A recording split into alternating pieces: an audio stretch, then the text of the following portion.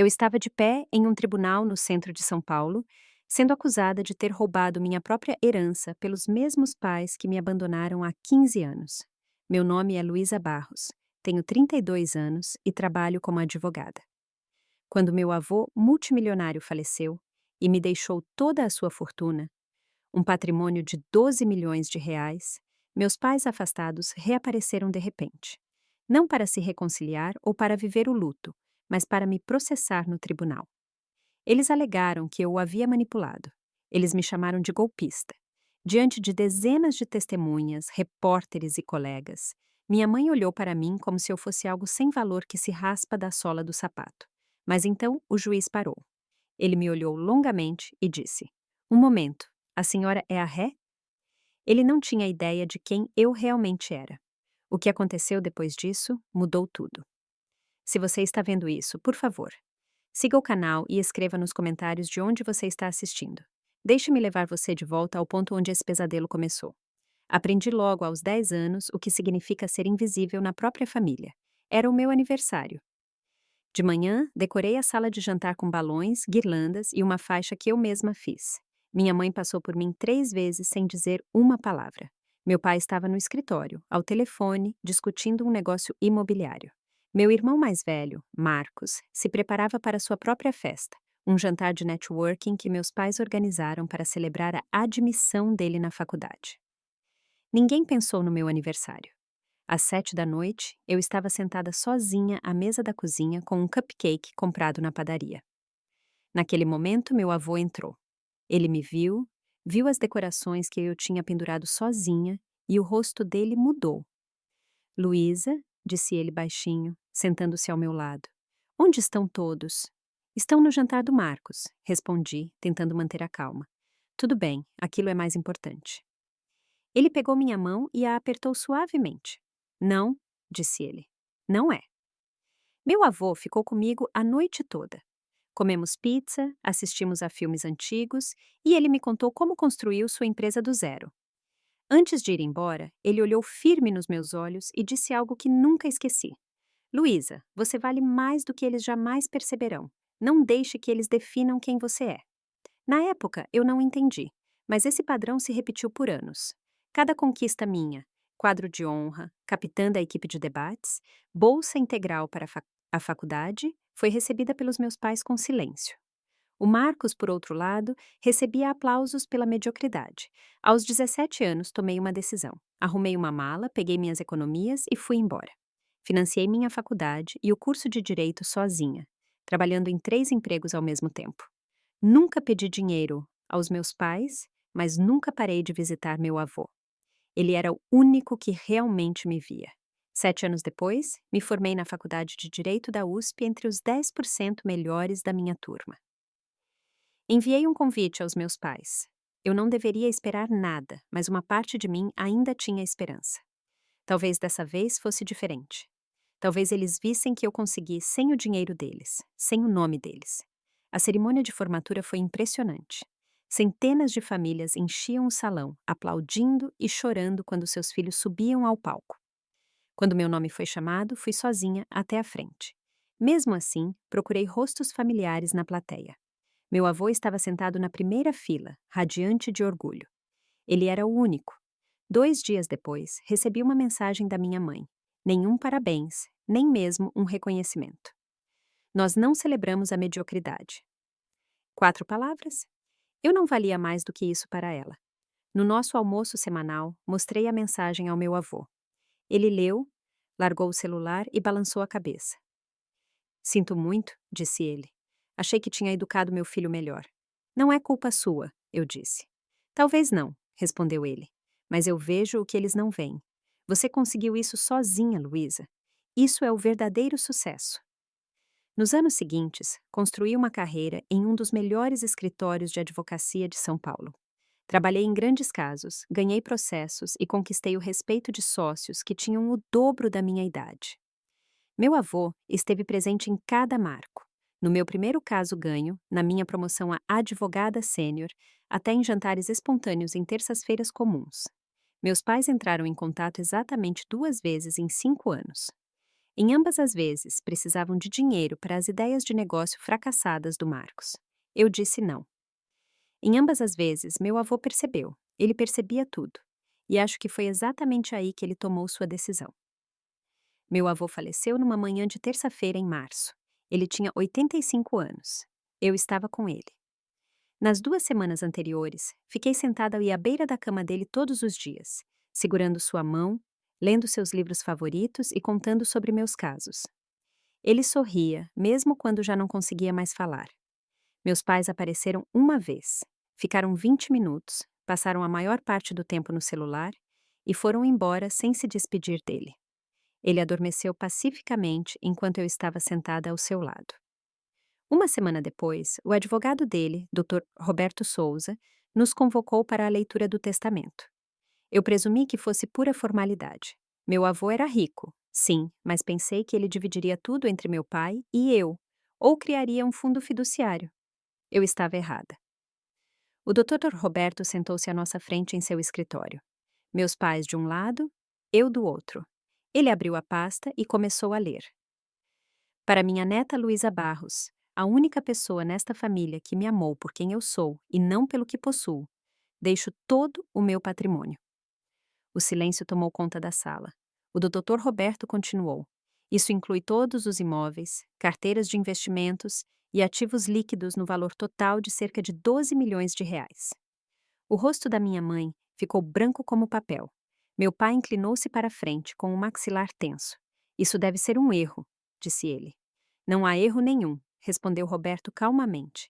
O senhor Guilherme Barros estava em plena posse de suas faculdades mentais. Ele redigiu este testamento há 1 ano e deixou instruções muito claras.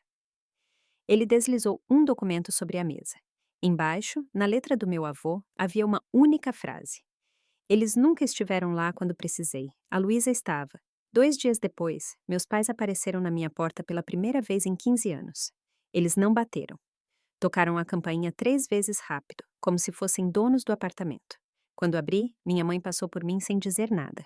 Meu pai a seguiu com aquele olhar que eu conhecia muito bem da minha infância. O olhar que anunciava que ele estava prestes a determinar como tudo deveria funcionar. Precisamos conversar, disse ele, parado na minha sala de estar como se tivesse todo o direito. Sobre o quê? Perguntei, embora já soubesse. Sobre o testamento, disse minha mãe, virando-se para mim. Sobre essa situação absurda que seu avô criou. Fechei a porta devagar. O testamento é legal. O assunto está encerrado. Não, não está, disse meu pai rispidamente. Esse dinheiro pertence à família. Você não tem o direito de ficar com tudo para você. Algo frio se instalou no meu peito. Sem raiva, sem dor, apenas uma clareza sóbria e cansada. Eu tenho todo o direito, disse eu. O vovô deixou para mim. Foi decisão dele. Ele estava confuso, gritou minha mãe. Ele estava perturbado. Você o manipulou. Eu o visitei toda semana durante 15 anos, respondi calmamente. Onde vocês estavam? Meu pai deu um passo à frente. Cuidado como fala com a gente. Ainda somos seus pais. São? Escapou da minha boca antes que eu pudesse impedir. Pais não deixam seus filhos para trás. Pais não reaparecem depois de 15 anos para exigir dinheiro. Não estamos exigindo nada, disse minha mãe, embora a voz dela traísse algo totalmente diferente. Só estamos pedindo para você fazer a coisa certa. De vida. É assim que se faz em família. Olhei para os dois. As pessoas que me fizeram sentir inútil durante toda a minha infância. Que preferiram meu irmão em todas as oportunidades e ignoraram cada uma das minhas conquistas. O testamento é legal, repeti. Se vocês têm um problema com isso, vão ao tribunal. Os olhos do meu pai se estreitaram. Nós vamos. E vamos garantir que todos saibam que tipo de pessoa você realmente é. Uma semana depois, um oficial de justiça bateu à porta do meu escritório. Eu estava no meio da análise de depoimentos de um caso comercial quando ele me entregou o envelope. No momento em que vi o nome do escritório de advocacia no cabeçalho, soube que meus pais estavam me processando. A petição inicial tinha 30 páginas. Eles me acusavam de influência indevida, manipulação de idoso e fraude. Alegavam que meu avô não estava mentalmente capaz no momento da elaboração do testamento. Exigiam a anulação de todo o documento e a distribuição da herança conforme a sucessão legal, o que significaria que meu pai ficaria com tudo. Fiquei sentada lendo enquanto minhas mãos ficavam dormentes. Minha colega Juliana bateu e entrou. Tudo bem? Você está pálida. Entreguei a petição a ela sem dizer nada. Ela leu a primeira página e me olhou com olhos arregalados. Luísa, isso é totalmente infundado. Eu sei, disse eu. Mas eles jogam sujo. Eles já vazaram isso para a imprensa, retrucou ela, passando as páginas. Olha, ela me mostrou um artigo no celular. A manchete dizia: Filha afastada acusada de roubar fortuna da família. Fiquei enjoada. O artigo me pintava como uma golpista gananciosa que se infiltrou nos últimos dias do avô para tirar a herança legítima do meu pai. Os comentários abaixo eram ainda piores. Estranhos me chamavam de abutre, ladra, manipuladora. Isso é difamação, disse Juliana baixinho. Não, respondi. Isso é estratégia. Eles querem destruir minha reputação antes mesmo de chegarmos ao tribunal. Ela guardou o celular. O que você vai fazer? Olhei novamente para a petição, para as assinaturas dos meus pais no final e senti algo endurecer dentro de mim. Vou lutar, disse eu. Não só pelo dinheiro, pelo meu nome. No dia seguinte, contratei Juliana oficialmente como minha advogada. Durante 2 semanas, trabalhamos na nossa defesa em uma sala de conferências que virou nosso quartel-general. Havia documentos, prontuários médicos, extratos bancários, correspondências e depoimentos espalhados por toda parte. Seu avô foi muito meticuloso, disse Juliana, segurando uma pasta. Ele sabia que alguém poderia contestar isso. Ela me mostrou documentos médicos.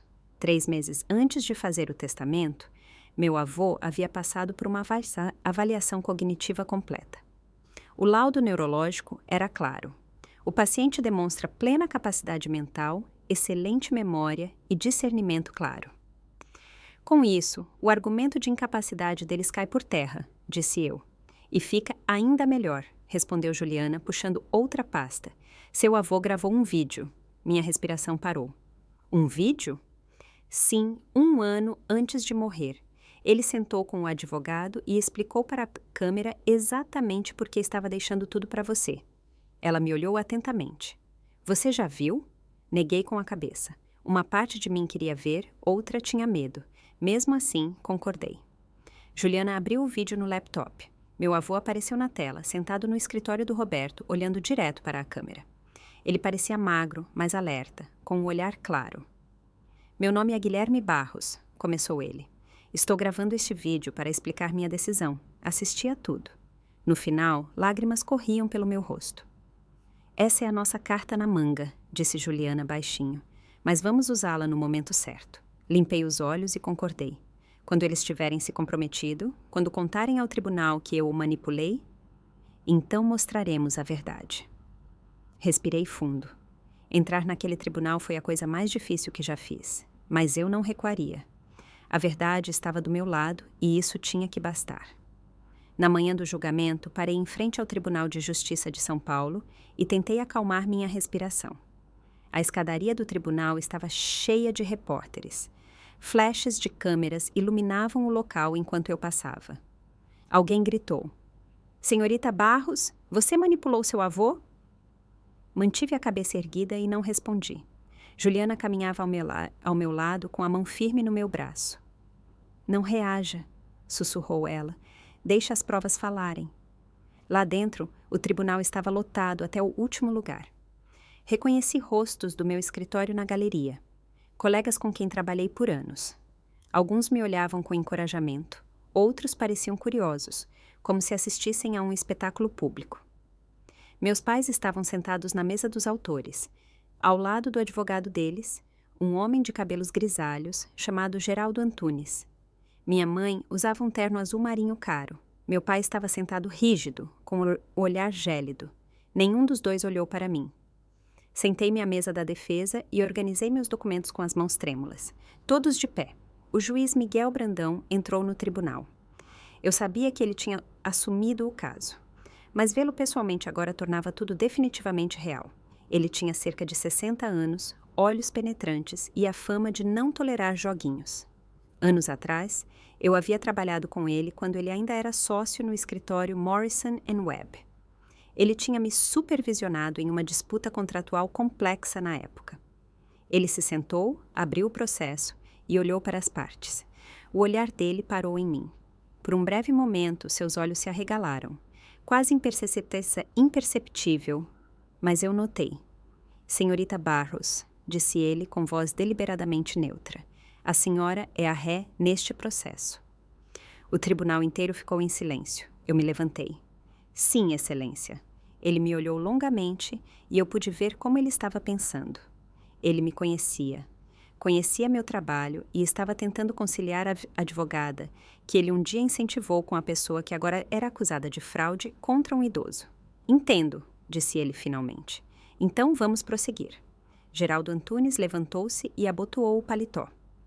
Ele era o tipo de advogado que dominava o ambiente. Engomado, autoconfiante e obviamente caro. Excelência, começou ele.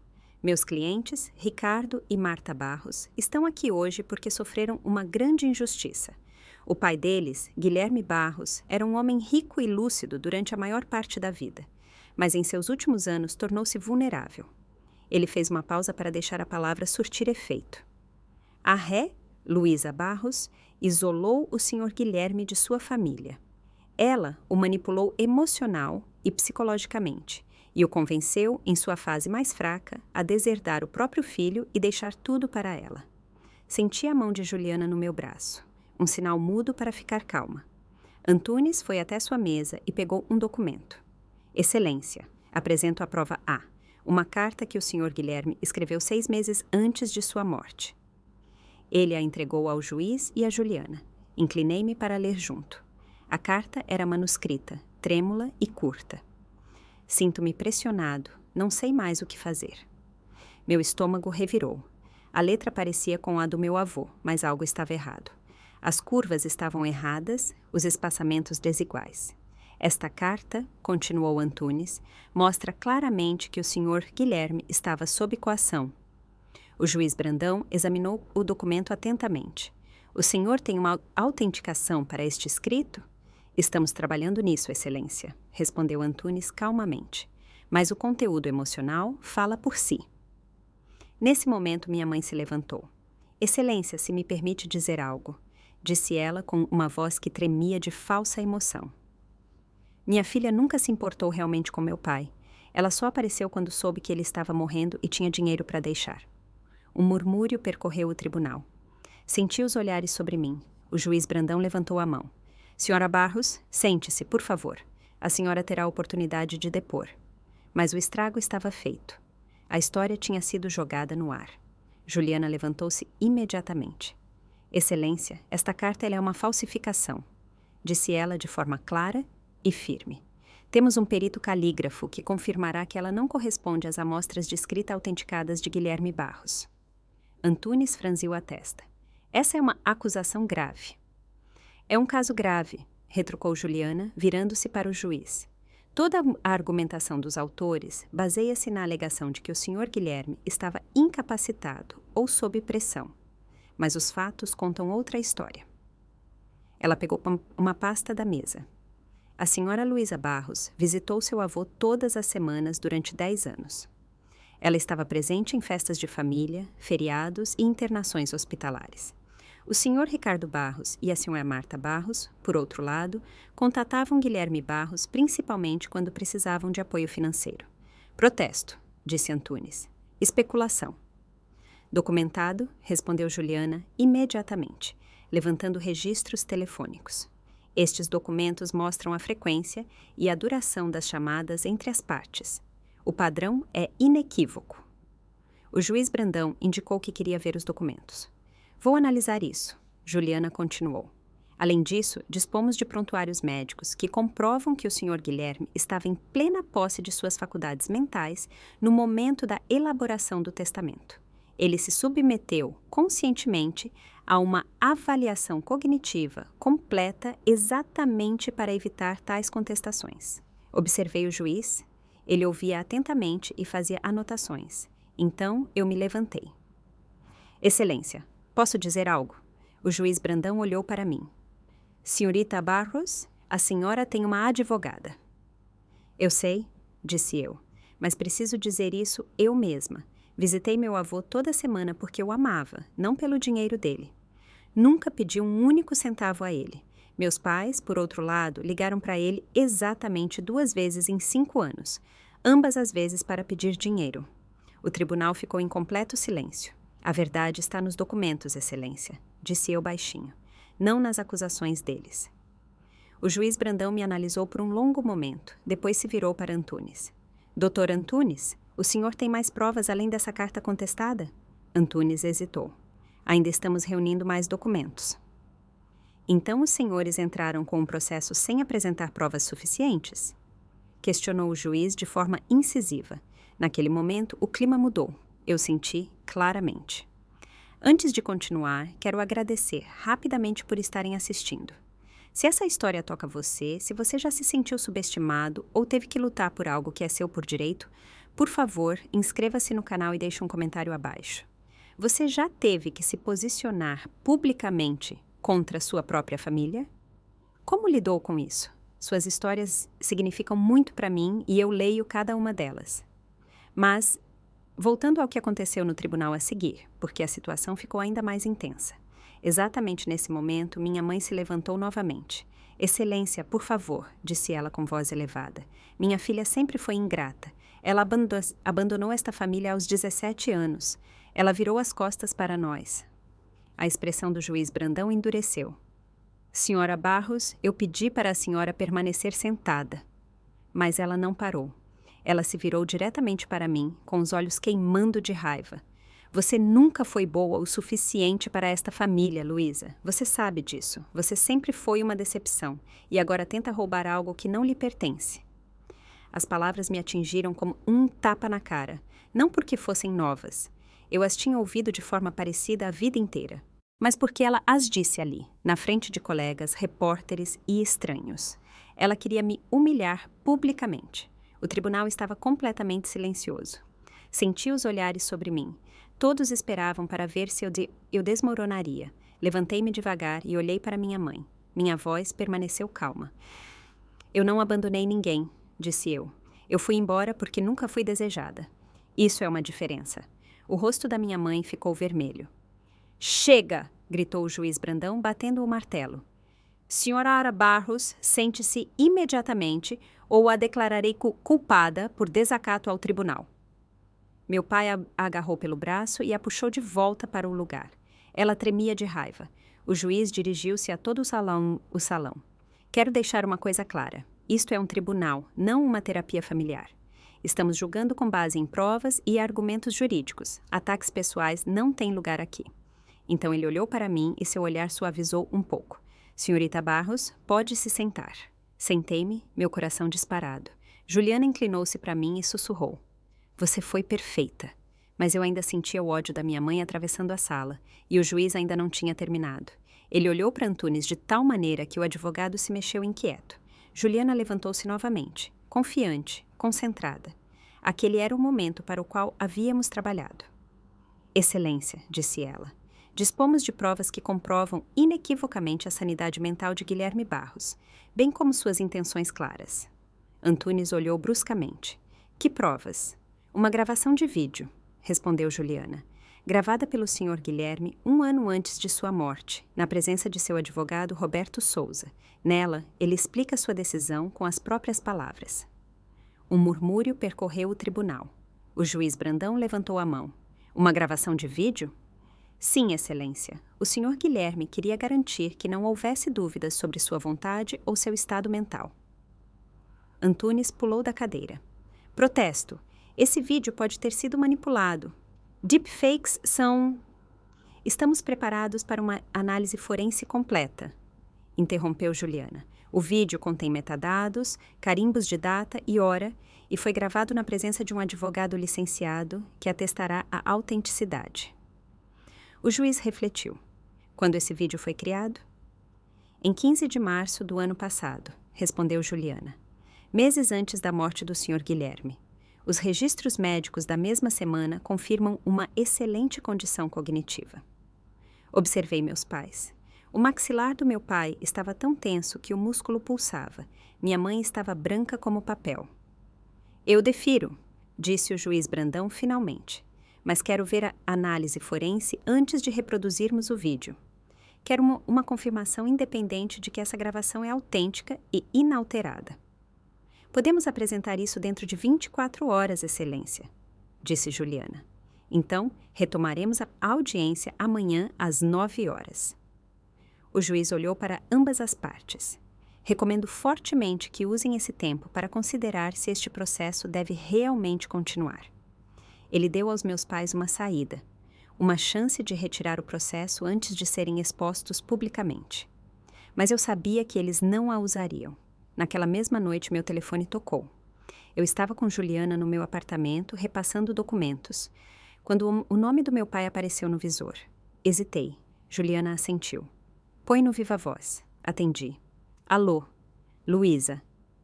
A voz do meu pai estava fria, objetiva. Precisamos conversar. Fizemos isso hoje no tribunal, disse eu. Não lá, em particular. Isso aqui fugiu do controle. Olhei para Juliana. O que você quer? Podemos resolver isso, disse ele. Sua mãe estava emocionada hoje. Ela não quis dizer aquilo. Esqueça o vídeo. Nós retiramos o processo. Dividimos a herança meio a meio. 50-50.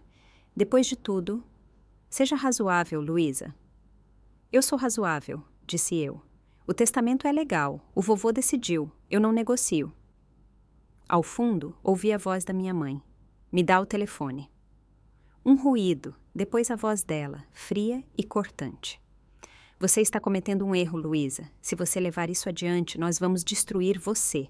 Todo mundo vai saber que tipo de pessoa você é. Vocês já tentaram isso? Disse eu calmamente. Não funcionou. Temos mais coisas, sibilou ela. Coisas que você não quer que venham a público. Juliana formou a palavra blefe com os lábios. Se vocês têm provas, tragam para o tribunal, disse eu. Caso contrário, parem de me ameaçar. Sua ingrata... Desliguei. Minhas mãos tremiam. Juliana colocou a mão no meu ombro para me acalmar. Eles estão em pânico, disse ela baixinho. Esse vídeo assusta eles. Eles sabem que acabou. Por que então parece que tudo isso está apenas começando? Perguntei. Porque é exatamente isso, respondeu Juliana calmamente. Amanhã, quando esse vídeo for reproduzido, tudo muda. Eles sabem disso, você sabe disso. E eles vão lutar sujo até o fim. Olhei para o meu celular, para o nome do meu pai ainda no visor. Que lutem, disse eu. Estou pronta. Não dormi nem um minuto naquela noite. Em vez disso, fiquei sentada com Juliana na sala, repassando cada cenário imaginável. A análise forense era clara. O vídeo era genuíno, inalterado e documentado sem lacunas. Tínhamos laudos médicos, depoimentos e uma cadeia de custódia clara que sustentava cada uma das nossas afirmações. Tecnicamente, isso deve ser definitivo, disse Juliana, folheando suas anotações. O vídeo encerra o caso deles. Tecnicamente, repeti, mas eles vão tentar algo mais. Juliana assentiu. Eles vão atacar seu caráter, te pintar como calculista e manipuladora.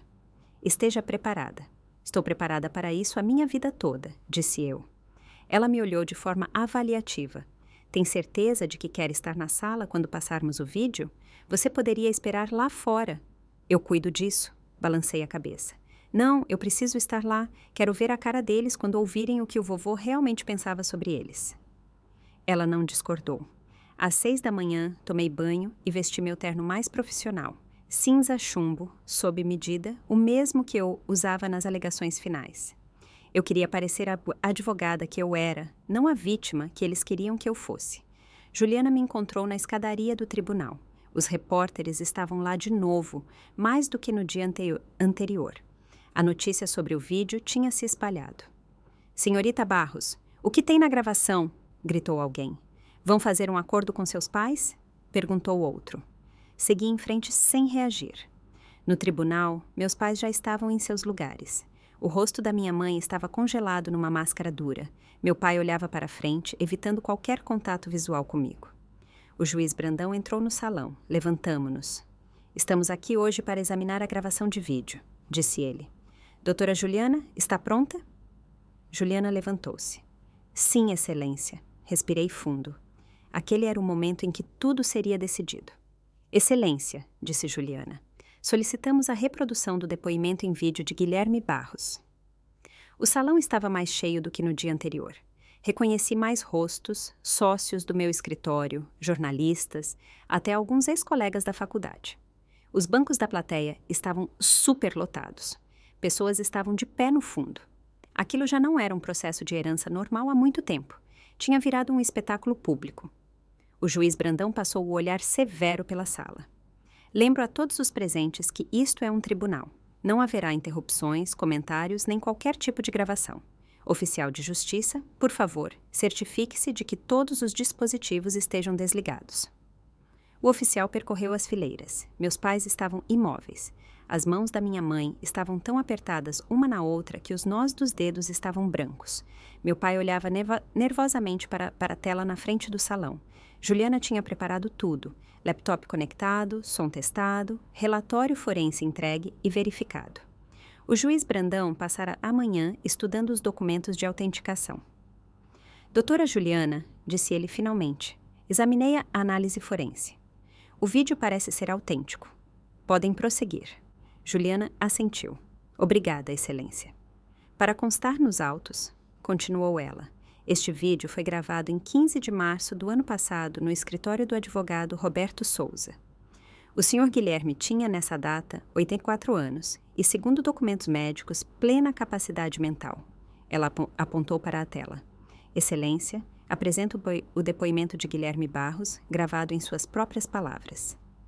A luz no salão foi levemente diminuída. A tela piscou. E lá estava ele, meu avô. Ele estava sentado numa poltrona de couro, vestindo seu cardigã favorito e olhando com olhos claros e alertas diretamente para a câmera. O tribunal ficou completamente silencioso. Até minha mãe parou de se mexer. A voz do meu avô preencheu o ambiente, calma e firme, apesar da idade. Meu nome é Guilherme Barros.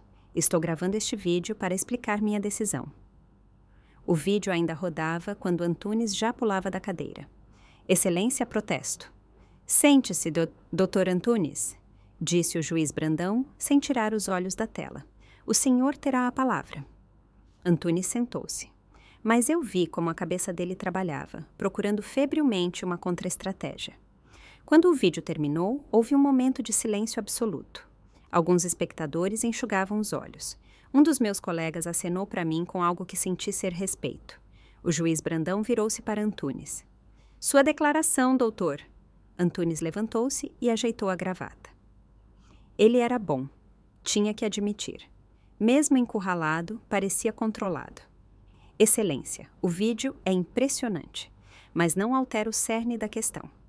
Meus clientes dispõem de provas de que a senhorita Barros isolou sistematicamente seu avô da família. Ele foi até sua mesa e pegou uma pilha de papéis. Estas são mensagens de texto entre a senhorita Barros e seu avô. Nelas, ela o aconselha repetidamente a não ver o filho. Ela afirma que Ricardo e Marta só queriam o dinheiro dele. Ele entregou cópias ao juiz e a Juliana. Inclinei-me para ler. Fiquei enjoada. As mensagens eram reais, mas estavam manipuladas. Faltava contexto importante. Isso é abuso de idoso, continuou Antunes. Ela envenenou a relação entre pai e filho e depois tomou a herança para si. Minha mãe levantou-se novamente, embora seu advogado tentasse segurá-la. Ela o convenceu de que não o amávamos. Disse ela com uma voz que falhava de dor fingida. Isso é manipulação. É exatamente o que esse vídeo não mostra, como ela entrou na cabeça dele. Um murmúrio percorreu o salão. Alguns presentes assentiram em concordância. Senti o clima virar novamente. O juiz Brandão levantou a mão. Senhorita Barros, já a adverti para não falar sem permissão. Mas o estrago estava feito. A dúvida fora plantada. Juliana já estava abrindo o laptop. Excelência, disse ela calmamente. Essas mensagens foram tiradas completamente de contexto. Dispomos das conversas completas e elas contam uma história bem diferente.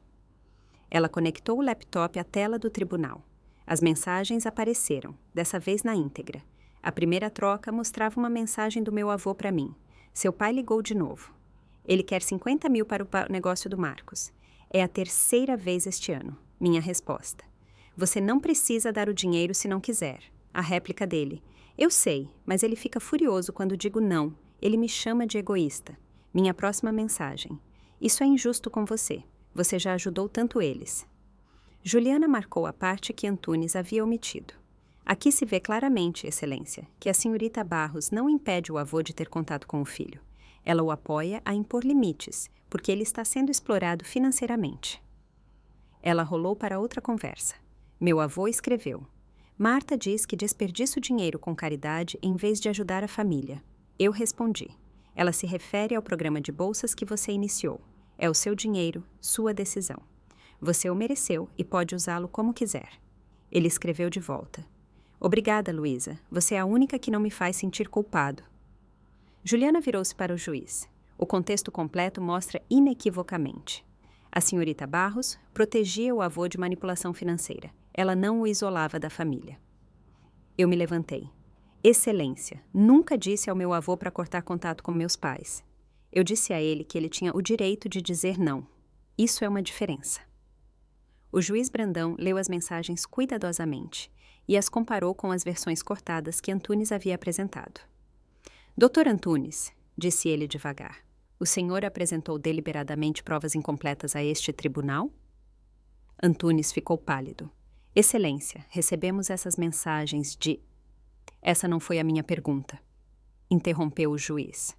O tribunal prendeu a respiração. Nesse momento, minha mãe explodiu. Ela pulou da cadeira. A cadeira arranhou o chão ruidosamente. Isso é ridículo. Ela está distorcendo tudo. Senhora Barros, começou o juiz Brandão. Não, gritou minha mãe. A voz dela ecoou pelo salão. Não vou ficar sentada aqui ouvindo como ela mente sobre nós. Ela não merece esse dinheiro. Ela não é nada. Ela sempre foi um nada.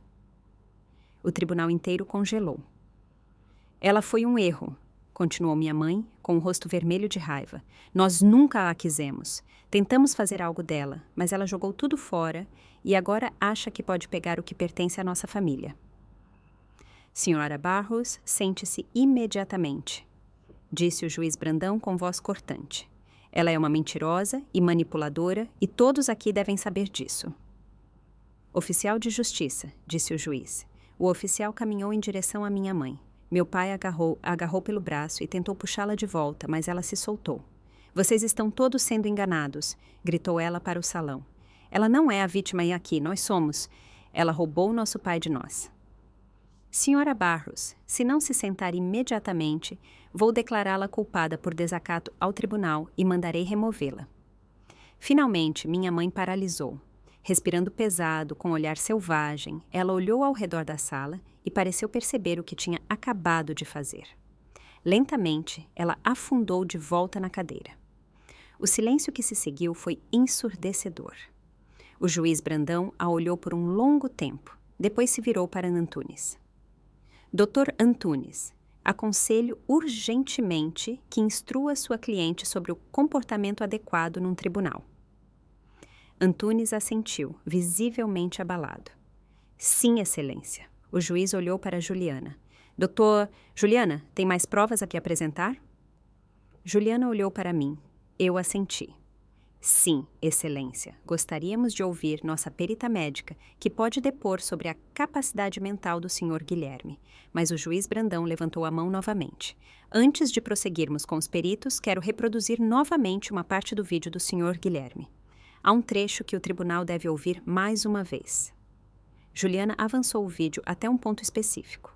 O rosto do meu avô apareceu novamente na tela. Desta vez, ele se inclinou levemente para frente, com expressão séria.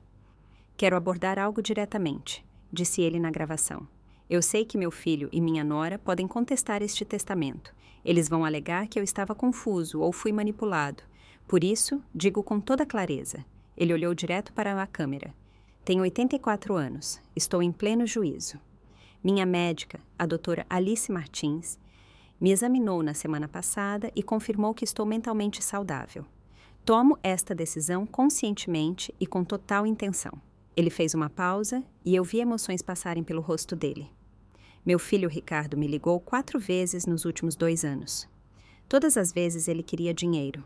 Minha nora Marta me visitou 2 vezes em 5 anos. Em ambas as vezes, ficou menos de 1 hora. Sua voz ficou mais firme. A Luísa me visita toda terça-feira. Ela me traz livros. Ela me conta sobre os casos dela. Ela pergunta como eu estou. Ela não me pediu dinheiro uma única vez, nenhuma vez. Lágrimas subiram aos meus olhos.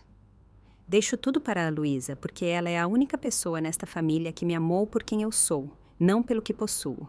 Ela merece essa herança. Ela a mereceu através de anos de cuidado genuíno e amor. Ele recostou-se. Se alguém contestar este testamento, que saiba, tomei esta decisão com a mente clara e de todo o coração. Esta é minha última palavra sobre o assunto. O vídeo terminou. O tribunal estava em silêncio absoluto. Olhei para a plateia e vi várias pessoas enxugando os olhos. Uma mulher chorava abertamente. Então, olhei para os meus pais. O rosto da minha mãe estava pálido, quase cinza. Meu pai olhava imóvel para o chão. Juliana levantou-se. Excelência, gostaríamos de chamar a doutora Alice Martins como testemunha. Uma mulher de cerca de 50 anos entrou no salão. Ela era baixa, vestida profissionalmente, com o cabelo grisalho preso num coque severo. Ela prestou juramento e sentou-se no banco das testemunhas. Doutora Martins, começou Juliana, qual era a sua relação com Guilherme Barros? Fui médica dele por 10 anos, respondeu ela calmamente. A senhora examinou o senhor Guilherme em março do ano passado, ou seja, na época em que o vídeo que acabamos de ver foi gravado? Sim, a pedido expresso dele, realizei um exame completo. Juliana projetou um relatório médico na tela. Pode descrever seus resultados ao tribunal? A doutora Martins ajeitou os óculos. O senhor Guilherme encontrava-se em excelente estado mental para sua idade. Realizei um mini-exame do estado mental, a avaliação cognitiva Montreal, bem como outros testes padronizados. Em todos, ele obteve pontuações dentro da faixa normal. Havia sinais de demência, confusão ou capacidade de decisão reduzida? De forma alguma. Ele estava lúcido, articulado e plenamente ciente de sua situação. Juliana assentiu. Ele lhe explicou por que queria esse exame? Sim, ele me disse que estava atualizando seu testamento e queria uma confirmação documentada de sua sanidade mental. Ele disse textualmente: não quero que ninguém alegue que eu não sabia o que estava fazendo. Um murmúrio percorreu o salão. O juiz Brandão inclinou-se para a frente.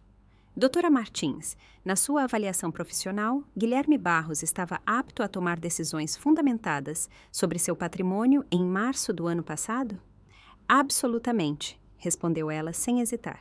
Ele sabia exatamente o que estava fazendo. O juiz virou-se para Antunes. Doutor Antunes, o senhor dispõe de provas que contradigam o depoimento da doutora Martins? Antunes levantou-se devagar, lançou um breve olhar aos meus pais e depois ao juiz. Não, excelência, disse ele baixinho. O senhor tem mais testemunhas ou provas a apresentar? Não, excelência. O juiz Brandão recostou-se. O salão inteiro parecia prender a respiração. Neste ponto, quero fazer uma pausa rápida. Se você me acompanhou até aqui, obrigada. Esta parte da história foi a mais difícil para mim e, ao mesmo tempo, a mais importante. Se você já teve que provar seu valor para pessoas que, na verdade, deveriam te amar incondicionalmente, então eu vejo você. Escreva um comentário para mim. Eu leio realmente cada um deles e, se você ainda não se inscreveu, agora é o momento. Pois o que o juiz decidiu a seguir mudou tudo. O juiz Brandão olhou longamente para os meus pais, depois olhou para mim. Eu julgo disputas de herança há 15 anos, disse ele. Vi famílias destruídas pela ganância, mal-entendidos ou divergências honestas sobre a última vontade de um parente, mas este caso é diferente. Ele pegou o relatório médico. As provas são inequívocas. Guilherme Barros era mentalmente plenamente capaz. Ele expressou sua vontade claramente, por escrito e por vídeo. Ele tomou medidas extraordinárias para documentar sua decisão porque sabia que ela seria contestada. Então ele se virou para os meus pais. Senhor e senhora Barros, entendo que a perda de um pai é dolorosa. Entendo que o luto pode levar pessoas a ações que elas normalmente não tomariam, mas as provas, neste processo, não deixam margem para dúvidas. As mãos da minha mãe tremiam. O pai de vocês deixou seu patrimônio para a senhorita Luísa Barros, porque ela conquistou a confiança e o amor dele ao longo de muitos anos através de um cuidado honesto e constante. O testamento é válido, o depoimento em vídeo é claro, os laudos médicos são conclusivos. Ele olhou para mim e seu olhar suavizou. Senhorita Barros, conheço a senhora tanto como colega quanto como jurista. Para mim e para este tribunal, está claro que a senhora ganhou a confiança de seu avô de maneira honesta. A senhora não o manipulou. A senhora o amou. Ele levantou o martelo. O testamento de Guilherme Barros permanece em pleno vigor. A ação dos autores é indeferida. O martelo bateu com um estalo seco. O salão explodiu em movimento. Aplausos irromperam. Alguém gritou: "Finalmente justiça!" Juliana segurou minha mão e a apertou forte. Olhei para os meus pais. Meu pai tinha colocado a cabeça entre as mãos. Minha mãe encarava o juiz com uma expressão de total descrença, mas o juiz Brandão ainda não tinha terminado. Além disso, disse ele alto sobre o barulho, condeno o senhor e a senhora Barros a arcar com os custos advocatícios da senhorita Barros no valor de R$ 50.000, visto que entraram com uma ação manifestamente infundada. O tribunal silenciou novamente. Quero deixar claro por que aplico esta sanção, continuou ele severamente. Esta ação foi movida sem provas suficientes. O advogado dos autores apresentou mensagens cortadas que deturparam os fatos, e o comportamento da senhora Barros neste tribunal foi desrespeitoso. Minha mãe estremeceu. Este tribunal não tolera acusações infundadas contra pessoas idôneas. A reputação da senhorita Barros foi consideravelmente prejudicada por este processo e pela cobertura midiática. Ela tem direito à reparação. Ele olhou diretamente para os meus pais. Adicionalmente, emito uma ordem formal. Está proibido ao senhor e à senhora Barros contatar a senhorita Luísa Barros de qualquer forma, seja por telefone, e-mail, mensagem de texto, redes sociais ou pessoalmente. Se violarem esta ordem, emitirei uma medida restritiva e os processarei por desacato ao tribunal. O rosto do meu pai tinha ficado cinza. O senhor entendeu? Perguntou o juiz Brandão. Sim, excelência, respondeu meu pai baixinho. Minha mãe não disse uma palavra. Ela olhava fixamente para as próprias mãos.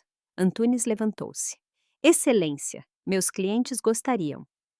Seus clientes já disseram o suficiente, interrompeu o juiz asperamente. Este processo está encerrado. A sessão está fechada. O martelo caiu uma última vez. As pessoas começaram a sair do salão. Repórteres correram para as saídas, digitando freneticamente em seus celulares. Colegas vieram até mim, me parabenizaram, apertaram minha mão, bateram no meu ombro, mas eu mal conseguia me mexer. Fiquei simplesmente sentada lá, sentindo o peso das últimas semanas sair lentamente de mim. Juliana inclinou-se para mim. Você conseguiu. Acabou. Olhei pelo salão. Meus pais recolhiam suas coisas. As mãos da minha mãe tremiam tanto que a bolsa caiu da mão dela. Meu pai a pegou sem dizer nada. Antunes falava baixo e insistentemente com eles, explicando provavelmente o que tinha acabado de acontecer e quais as consequências disso. Nenhum deles olhou para mim. Nenhuma vez. E, estranhamente, foi exatamente isso que pareceu a vitória definitiva. Saí do tribunal e fui para o corredor. E lá eu a vi. Minha mãe estava parada sozinha, em frente ao elevador. Meu pai e Antunes tinham ido na frente, provavelmente para discutir os próximos passos. Ela olhava simplesmente para a parede. Por um momento, pensei em passar direto e ignorá-la, assim como ela me ignorou por tantos anos. Mas algo me segurou. Mãe, disse eu. Ela se virou. O rosto estava manchado de choro, a maquiagem cuidadosamente aplicada estava borrada. Ela parecia mais velha do que eu jamais a tinha visto. O quê? Perguntou ela com voz quebrada. Sinto muito que tenha chegado a esse ponto, disse eu. E eu não dizia isso porque me arrependia de ter lutado pelo meu direito, mas porque me deixava triste que fôssemos uma família que terminava no tribunal. Ela riu amargamente, um som quebrado. Sente muito? Você tirou tudo de nós. Eu não tirei nada, respondi calmamente. O vovô me deu. Isso é uma diferença. Você acha que ganhou? Perguntou ela, chegando mais perto. Você acha que isso acabou? Você perdeu sua família, Luísa. Agora você não tem mais ninguém. Olhei para ela. Olhei de verdade. E entendi algo. Ela realmente acreditava naquilo. Para ela, família significava sangue, obrigação e controle. Eu nunca tive uma família, disse eu baixinho. Eu tinha pessoas que queriam o dinheiro do vovô. Isso não é a mesma coisa. Nós somos seus pais. Mesmo assim, disse ela, mas a voz tremia. Não, respondi. Vocês me deram a luz, mas nunca foram meus pais. Pais estão presentes. Eles te apoiam. Eles te amam, mesmo quando você os decepciona. Vocês não fizeram nada disso. Por um breve momento, algo quebrou no rosto dela. Pensei que ela pediria desculpas. Talvez dissesse algo honesto pela primeira vez. Em vez disso, ela disse: Nunca vamos te perdoar por isso. Eu não estou pedindo perdão, disse eu. Estou pedindo para vocês me deixarem em paz. Eu fui embora. Não olhei para trás. Foi a última vez que falei com eles. Na manhã seguinte, encontrei Juliana no escritório dela. Quero garantir que eles não possam voltar, disse eu. Quero um ponto final definitivo. Juliana assentiu. A ordem judicial já proíbe qualquer contato, mas podemos solicitar adicionalmente uma medida protetiva formal. Faça, disse eu. Ela puxou os documentos. Também vamos garantir que o testamento seja totalmente executado. Todos os ativos serão transferidos, contas encerradas e reabertas em seu nome. Eles não poderão contestar mais nada. Quanto tempo isso leva? Algumas semanas, talvez um mês. Ela me olhou atentamente. E como você está? De verdade? Pensei por um momento. Eu não sei. Me sinto aliviada, mas também triste. Isso faz sentido? Absolutamente, disse ela. Você ganhou, Luísa, mas ganhar nem sempre parece com o que a gente espera. Nos dias seguintes, tomei medidas para me proteger. Mudei meu número de telefone, bloqueei meus pais em todas as plataformas sociais. Informei a segurança do meu prédio que eles não poderiam entrar sob nenhuma circunstância. Eu não estava me escondendo. Eu estava protegendo minha paz. Juliana entrou com a medida protetiva. Foi deferida sem contestação. Meus pais nem apareceram na audiência. O sócio-gerente do meu escritório me chamou na sala dele. Eu esperava uma bronca por causa da atenção da mídia. Em vez disso, ele disse: Estou orgulhoso de você. Você lidou com isso com mais dignidade do que a maioria conseguiria. Obrigada, disse eu. Tire uma folga se quiser. Balancei a cabeça. Prefiro trabalhar, preciso da normalidade. Ele sorriu. Imaginei. Naquela noite, sentei no meu apartamento calmo e seguro, e percebi algo. Pela primeira vez na vida, eu não estava mais esperando pelo reconhecimento dos meus pais. Não esperava mais que eles finalmente vissem meu valor. Eu estava livre. A reação da mídia não demorou. Já no dia seguinte ao julgamento, artigos apareceram em todo lugar, as manchetes tinham mudado. Advogada vence disputa de herança contra pais gananciosos. Depoimento em vídeo do avô expõe verdadeiros motivos da família. Juiz impõe multa após processo infundado contra a filha. Um artigo num grande jornal foi particularmente detalhado. Citava espectadores do tribunal, descrevia o surto da minha mãe e o depoimento em vídeo do meu avô. A repórter tinha pesquisado a fundo. Falou com professores da minha faculdade, ex-colegas, até com vizinhos do meu avô. Todos pintavam o mesmo quadro. Eu era esforçada, íntegra e sinceramente dedicada ao meu avô. Meus pais tinham agido de forma oportunista e cruel. Dessa vez, a reação do público foi diferente. Nas sessões de comentários, eu não era mais xingada de gananciosa. Em vez disso, lia frases como bom para ela, família não significa suportar abuso, ou esse vídeo me levou às lágrimas. O avô dela realmente a amava. Espero que ela use o dinheiro para viver sua melhor vida. Meu celular vibrava sem parar. Colegas do escritório me parabenizavam. Velhos amigos da faculdade entraram em contato. Até pessoas com quem eu não falava há anos me escreveram mensagens de apoio. Uma delas ficou especialmente na minha memória. Veio de uma mulher chamada Sara que eu não conhecia. Vi sua história no noticiário. Estou numa situação parecida com minha própria família. Ver você se defender me deu coragem para finalmente impor limites. Obrigada por ser forte o suficiente para lutar. Li essa mensagem 3 vezes seguidas. Pouco depois, Juliana me encaminhou um e-mail de um jornalista pedindo uma entrevista. Você poderia contar o seu lado da história, escreveu ela. Pensei sobre isso. Uma parte de mim queria gritar tudo, queria tornar público o que meus pais tinham feito comigo. Mas outra parte de mim, a parte que finalmente tinha encontrado paz, sabia que eu não precisava disso. Não, disse a Juliana. Os autos do processo falam por si. Cansei de me explicar. Não procurei ativamente por informações sobre meus pais depois do processo, mas as notícias chegaram a mim mesmo assim. Um ex-colega me contou que a imobiliária do meu pai tinha perdido 2 grandes clientes. Ambos citaram dúvidas sobre o caráter dele nas cartas de rescisão. No ambiente de negócios fechado de São Paulo, reputação era tudo e o processo tinha danificado a dele. O círculo de amigos da minha mãe também começou a se distanciar. Uma vizinha do meu avô me contou que viu minha mãe num evento beneficente, parada sozinha no bar, enquanto suas antigas amigas estavam do outro lado da sala juntas. Foi triste, disse ela. Mas honestamente, Luísa, as pessoas falam, o que ela disse sobre você no tribunal foi cruel. Ninguém quer ser associado a algo assim. Não senti satisfação ao ouvir isso. Nenhuma alegria, apenas um vazio. Algumas semanas depois, encontrei por acaso uma velha amiga da família num café. Ela conhecia meus pais há 30 anos. Sinto muito pelo que aconteceu, disse ela com cautela. Seu avô era um homem bom. Ele tomou a decisão certa. Obrigada, respondi. Ela hesitou, então acrescentou. Seus pais estão com problemas financeiros e sociais. Eles estão pensando em vender a casa. Não perguntei mais nada. Não queria detalhes. Espero que eles encontrem paz, disse eu. E eu não dizia isso porque tinha perdoado, mas porque não queria mais carregar a dor deles comigo. A amiga me olhou surpresa. Isso é muito generoso da sua parte. Isso não é generosidade, disse eu. Isso é autoproteção. Odiá-los me faria mais mal do que a eles. Ela assentiu devagar. Seu avô estaria orgulhoso da pessoa que você se tornou. Isso me fez sorrir, porque era verdade.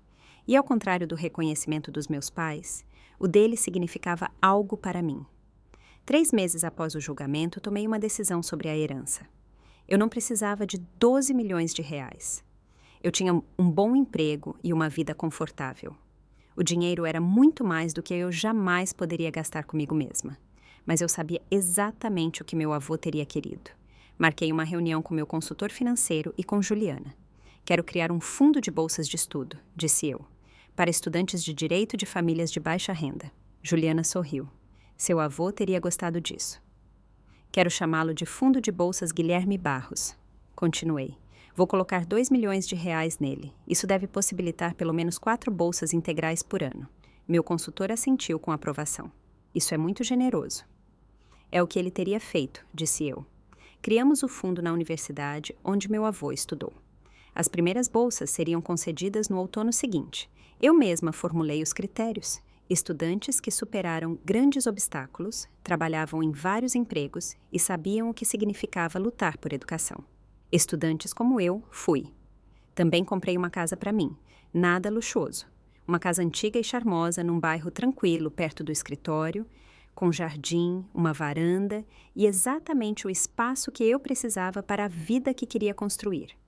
O resto do dinheiro investi de forma conservadora. Não queria chamar atenção. Não queria ser tratada de forma diferente por causa da fortuna do meu avô. Queria honrar a memória dele vivendo como ele me ensinou, com integridade, generosidade e propósito.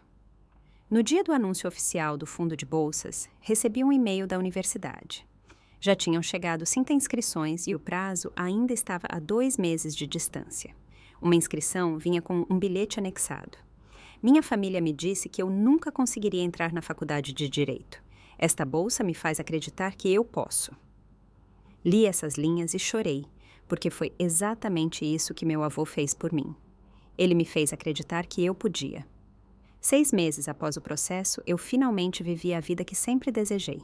Acordava na minha própria casa, uma casa que pude pagar com o dinheiro que meu avô me deixou por amor. Fazia meu café numa cozinha inundada pela luz da manhã. Ia a pé para o trabalho por um bairro onde as pessoas sorriam e me cumprimentavam. Dos meus pais, não ouvi mais nada. A medida protetiva continuava valendo, mas eu não acreditava que precisaria mais dela. Eles seguiram em frente e eu também. No escritório, algo também tinha mudado. Os sócios me tratavam com um novo tipo de respeito. Não pelo dinheiro, mas porque eu tinha provado que podia lidar com pressão com dignidade. Recebi casos maiores, mais responsabilidade. Certa tarde, Juliana veio ao meu escritório. Como você está? De verdade? Bem, disse eu, e era sério. Não penso mais neles, não como antes. Isso é crescimento, disse ela sorrindo. Então acrescentou. Aprendi uma coisa. Olhei para ela. Família nem sempre é sangue. São as pessoas que estão lá por você, aquelas que reconhecem seu valor, mesmo quando você mesma não consegue ver. Ela sorriu. Seu avô sabia disso. Meus fins de semana agora pareciam muito diferentes. Eu fazia trabalho voluntário numa consultoria jurídica e ajudava pessoas que não podiam pagar um advogado. Convidava amigos para jantar, amigos de verdade, pessoas que me conheciam e gostavam de mim como eu era. Comecei até a sair com alguém, um professor gentil e atencioso que conheci num evento beneficente. Minha herança não interessava a ele. O importante para ele era que eu conseguisse rir das piadas ruins dele e que eu fosse apaixonada pelo meu trabalho. Certa noite, sentei com uma taça de vinho na minha varanda e entendi algo fundamental. Eu estava feliz, profundamente feliz. Não porque ganhei no tribunal, não pelo dinheiro, mas porque eu finalmente estava livre para ser eu mesma. Olhando para trás, aprendi muito sobre limites. Por muito tempo, achei que impor limites fosse cruel. Acreditava que significava excluir pessoas sem explicação e construir muros tão altos que ninguém mais pudesse chegar até mim. Mas eu estava errada. Limites não servem para deixar os outros de fora. Eles protegem o que você é. Eles significam dizer: eu mereço respeito e se você não pode me dar isso, preciso de distância. Meus pais nunca me respeitaram.